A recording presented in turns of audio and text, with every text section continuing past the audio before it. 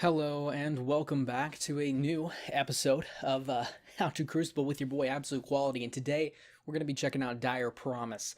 Dire Promise is a hand cannon. It's from the Dead Orbit faction, so if you're part of Dead Orbit faction, you probably have Dire Promise if you've been handed in packages. So Dire Promise, let's go ahead and take a peek at the stats, or before we take a peek at the stats, let's go ahead and talk about my opinion with the weapon. So my initial opinion about the weapon, I liked it a lot, actually. It was a very nice hand cannon that moved quite efficiently.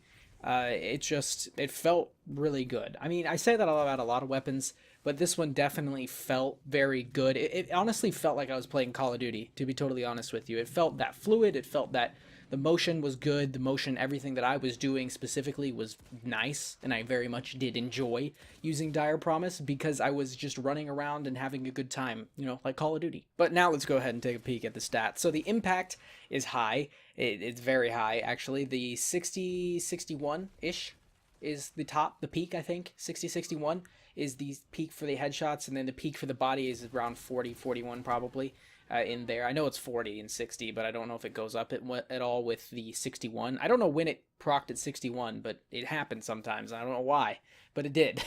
But it is 60-40, so it's actually a very, very nice hand cannon with damage-wise. So you could potentially do a 3-shot kill with your 333 headshots for the 180 damage. Just depends on if they're running any mods to help them with stopping your bullets or anything like that. Moving on to range. Range was actually, I noticed the drop-off point. Obviously, I did notice the drop-off point, but then again, it wasn't that bad, honestly. Once it started dropping, right, you're still at 60, right? You're still around 3 to 4 headshot kill, but just imagine if it drops down to 50, you're still at a 4 headshot kill.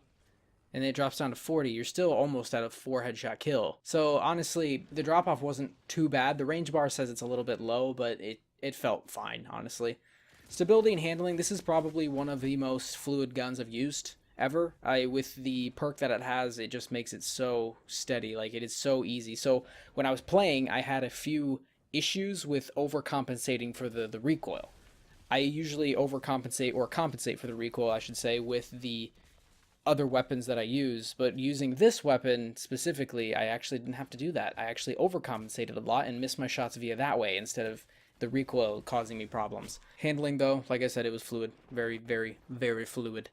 Reload speed's actually normal. It's not too slow. It's not crazy fast. It is a little bit fast, but it's speedy, I guess. It's not super fast at all. It's just, it's a normal reload speed. I don't know really what I can say about that. Rounds 150 per minute, and then the magazine is 11 bullets that can fit in that little tiny revolver thing. So, anything's possible when 11 bullets can fit in that little ring. Now let's go ahead and take a look at the perks. So the only perk really I'd like to talk about is steady rounds on this weapon. It also has triple tap, but then again, triple tap is not really useful for anything. I mean, you hit 3 headshots and you get 1 back into the magazine. You can just reload, honestly. If you're going to go back into a fight, 1 bullet isn't going to save you in any situation like that. So I really don't see triple tap as a very good Crucible perk. It's more of a PvE perk than anything, because if you hit like a boss or something, you can continually get your ammo back, You'd end up running out of bullets anyways, but I guess, whatever. Triple tap's alright. But anyways, steady rounds. Steady rounds is a very, very good perk that helps you, obviously, be steady. It's a very, very good perk that adds stability, and a great amount of stability to it, and it's just one of the best perks that I very much do enjoy putting on any weapon that I use. I'd honestly love to see steady rounds be put on a whole lot of other weapons when I get to the Destiny Year 2, when I can customize my perks hopefully in a certain way that I'm thinking. But if I can't do that, then I don't know, I'll be pretty sad about steady rounds not being on a couple weapons that I like to use. But because of that, perks, I'm going to give perks a 7, basically only due to the fact of steady rounds. Steady rounds is a really good perk. Triple tap's alright, but steady rounds really takes the cake here for the actual scoring, so perks is going to go ahead and get a 7. Moving on to long range, I'm going to give long range a 7. It was good, but it wasn't crazy good like you're talking about a pulse rifle or a scout rifle or an auto rifle. It's a hand cannon, so it is a little bit slower fighting. This one actually shot quite fast, to be totally honest. It shot very fast with the damage that I was doing, and it felt really, really powerful when I was doing it. So long range, it was alright. I was hitting shots. It's not like I was missing at all. And so I was actually damaging people quite a lot while they were further away from me. And it did increase my happiness level while I was playing. So long range is going to get a 7 because of the fact that it actually did damage, but it's not, a scout rifle or a pulse rifle, something that has insane range. Moving on to short range. Short range is going to get a 7.5. And I mean, again, with the hand cannon being part slow, it's not really great, but I also have one thing to talk about with the close range, the short range. It has impeccable hip firing. It's amazing. It hits everything. It's absolutely fun. It's the funnest thing I've used in a long time. I think Old Fashioned's probably the same way with the hip fire. Just I think this archetype of weapon, this build, this model is actually quite good in hitting hip fires because it's actually really fun.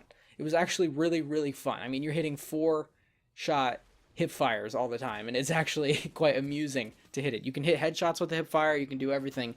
It's actually very fun to use. I would recommend just trying it due to the fact that it hits stuff and you don't have to aim. But short range is going to get that 7.5 due to the fact that it's not a submachine gun, it's not a 3-burst sidearm, it's not an auto rifle that shoots really fast. It's a hand cannon. It's slower, it's not quite that viable. I would say hand cannons are probably best at medium range, in between your long and short. So, these scores got basically the same.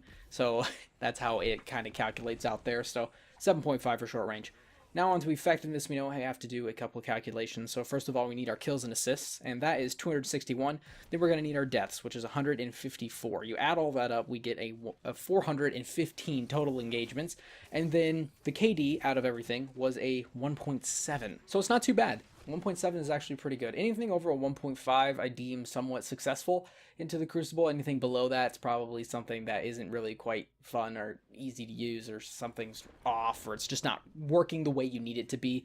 But this one actually did quite well. So let's go ahead and slap our equation up there. So we have our 261 for our kills and assists. We slap that on the top. We're going to divide that by the 415, the total engagements that we did get. We're going to multiply that by 100, and then we're going to get our total score for effectiveness, which is a 6.3. Now moving on to overall rating, all we have to do is add up perks, long range, short range, and effectiveness. Then we're going to divide by 4 to get the average of those, and that average comes out to be a 7 for overall rating. Pretty normal board here. We got basically all 7s and 1 6, so that's pretty good. Now, if you add all those numbers up, we're going to get our final score, which is a 34.8. Now we can go ahead and move on to the ranking process of this weapon.